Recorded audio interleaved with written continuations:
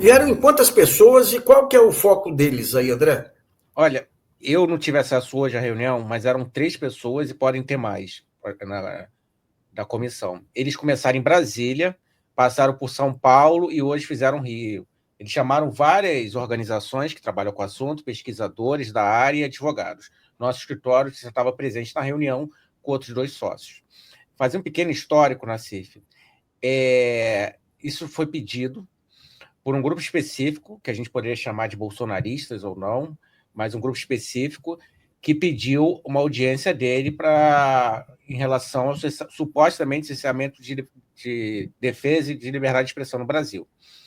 Quando ele veio, ele fez uma chamada pública chamando organizações que tivessem interesse de relatar. Então, outras organizações, como Artigo 19, Instituto Vladimir Herzog, entre outras, estavam presentes nessa reunião e estão fazendo relatórios de todos os lugares. É uma reunião bem técnica.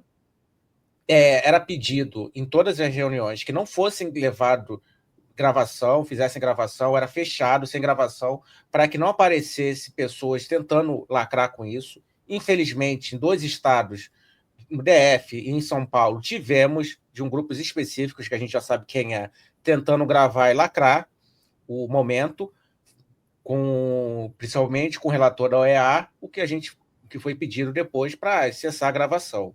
No Rio de Janeiro não aconteceu nenhum problema, o que a gente pensou que poderia acontecer, foi portas fechadas com essas organizações. Mas, basicamente, se eu pudesse resumir aqui, uma parte dos bolsonaristas estão falando que eles estão sofrendo um cerceamento da liberdade de expressão, com o inquérito das fake news e com os atos do ministro Moraes. O que a gente mostrou, e eu falo aqui por mim, pelo nosso escritório, que trabalha contra a sede judicial, contra jornalistas e comunicadores, a gente mostrou que há uma contradição nisso, porque muitas das pessoas que estão pedindo acesso ao relator e estão falando que estão sofrendo cerceamento de liberdade de expressão são as primeiras a moverem ações judiciais em centenas na CIF contra jornalistas e comunicadores e contra qualquer particular que escreva uma matéria ou escreva uma linha no próprio X ou outras redes sociais contra essas pessoas. Então, a gente tem uma enxurrada de ações, aumentou o assédio judicial há alguns anos, você deve saber muito bem disso, que já foi vítima, e essas pessoas estão falando que estão sofrendo liberdade de expressão e na CIF. Quando a gente usa isso, a agressividade, inclusive, um debate que a gente teve recentemente no X, uma das pessoas defendendo que isso não era assédio judicial, e isso era um livre acesso à justiça, porque ele pode ter o livre acesso à justiça a processar pessoas, sim, mas quando deturpa o sistema judicial para silenciar pessoas que criticam, também é uma tentativa de cercear a liberdade de expressão de quem ele não gosta, né? O André, eu tive um caso aqui do MBL, quando eu denunciei aquela fundação da Lava Jato, eu mencionei o MBL no seguinte sentido: o MBL, com 5 milhões de doação aí, já fez um carnaval político. Imagina uma fundação dessa com 1 bilhão e tanto de. Daí eles entram com um processo contra mim, dizendo que eu os acusei de receber dinheiro da Lava Jato. Vai para a primeira instância, o juiz fala, não, ele não disse isso. Daí apelam aí para o Tribunal de Justiça e uma comissão lá, inclusive um juiz que fez carreira no Corpo de Bombeiros, eu não entendi direito lá, fala o seguinte: se não quisesse dizer, que tivesse sido mais claro. Daí nós fizemos uma reclamação para o Supremo, caiu com o ministro Lewandowski, ele anulou aquela bobagem lá e recomendou cursos de interpretação de texto. Ou seja, magnífico. Por exemplo, eu fiz uma crítica ao ministro, ao doutor Luiz Sveiter, do Rio de Janeiro. Logo em seguida, um outro desembargador que entrou lá por influência dele me condenou por difamar Eduardo Cunha. Pô. Então, mas o que eu queria perguntar para você é o seguinte: a semana passada teve um encontro aí de uma comitiva brasileira com da União Europeia para tentar definir essas regras em relação às plataformas aí. Você chegou a acompanhar isso aí, não? Por alto. É o que a gente está tentando discutir, né? Ainda mais depois do que a gente está vendo no governo norte-americano, entende que é uma ingerência direta das plataformas. E o que eu estou acompanhando aqui é um esforço comum cada vez maior dos governos que estão sofrendo, inclusive, com essas tarifaço do governo Trump, de entender que tem que regular as plataformas, que é uma forma das plataformas se defenderem foi apoiar o governo Trump, que era uma forma de defender a gente apoia o governo Trump, que vai impedir que o mundo regule as redes sociais no resto do mundo. Então, hoje é um esforço maior dessas organizações para tentar fazer isso. Eu não acho, Nassif, que nesse momento, no Brasil, a regulação das plataformas venha pelo Congresso. Eu acho que a gente vai ter alguma coisa com o artigo 19, derrubar o artigo 19 do Marco Civil da Internet no STF. E é o que tem muita gente. Eu participei de seminários internacionais, tem gente dos Estados Unidos olhando e sabendo que o Brasil vai ser um exemplo, porque vai ser a primeira grande corte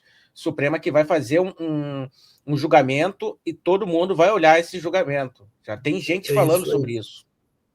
Agora, é interessante que quando entra o Alexandre Moraes e toma as primeiras atitudes, a primeira reação dos jornais brasileiros, dos editoriais, foi cair matando em cima dele. Daí, nos dias seguintes, os grandes jornais internacionais fizeram uma defesa, elogios a ele, daí o pessoal aqui volta. Não, é o que a gente está vendo no dia a dia para silenciar. É como você, um jornalista guerreiro, vive isso há anos, não sente oprimido para não fazer a matéria, mas imagine jornalistas que recebem 20 processos desse tipo no ano, a gente já teve casos, e que é forçado a fazer o silêncio. Uma questão que eu esqueci de pontuar sobre o lawfare, eu acho que é um exemplo, e aí do bom Ministério Público Federal, é a ação promovida pelo MPF no caso do assédio judicial contra o Cuenca, não sei se você viu, pedindo 5 milhões. Sim. Esse é o maior exemplo, isso é o maior paradigma, Nassif. A gente tem que usar isso nesse tipo de ação, quando fizer defesa mostrando e acompanhar essa ação para mostrar que quem comete assédio judicial está fazendo abuso do direito. Existe também uma ilegalidade nisso, é o abuso do direito de litigar fazendo isso. E a gente tem que usar essa doutrina e aguardar muito bem essa CP para usar nos processos, porque pode ser uma grande vitória para todos os jornalistas e comunicadores, vítimas de lawfare, que sofrem lawfare e pode ter o Ministério Público Federal como aliado nesse caso. Tá. Inclusive o Supremo a gente pensou aqui, uma procuradora ajudou a pensar um tipo de argumento aí para anular esses abusos aí. Teve a ajuda do Leno Streck, o Cláudio, um grande advogado de Brasília, entrou no Supremo com a BI, com todo, e conseguiu lá uma posição do Supremo que pode ajudar.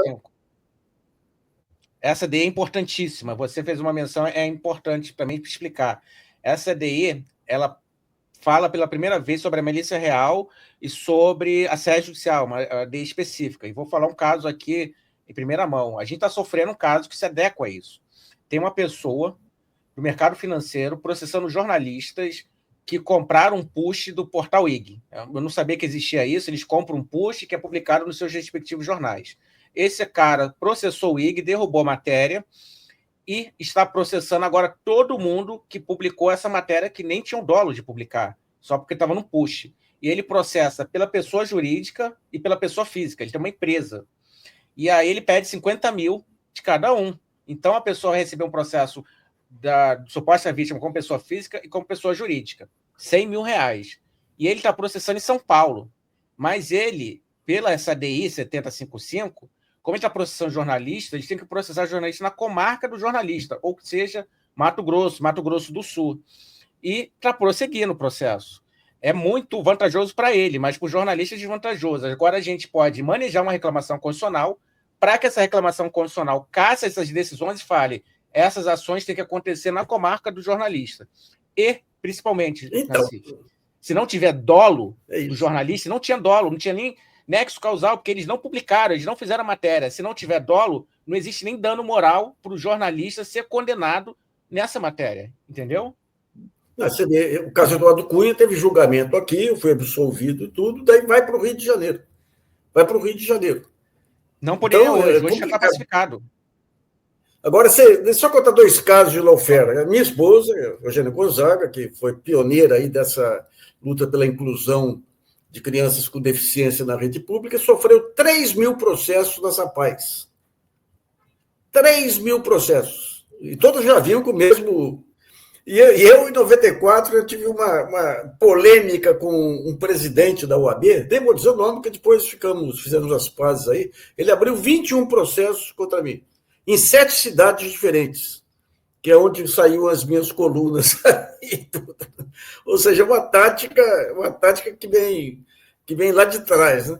Mas você está sentindo um arrefecimento dessa gana do judiciário em condenar jornalista, André?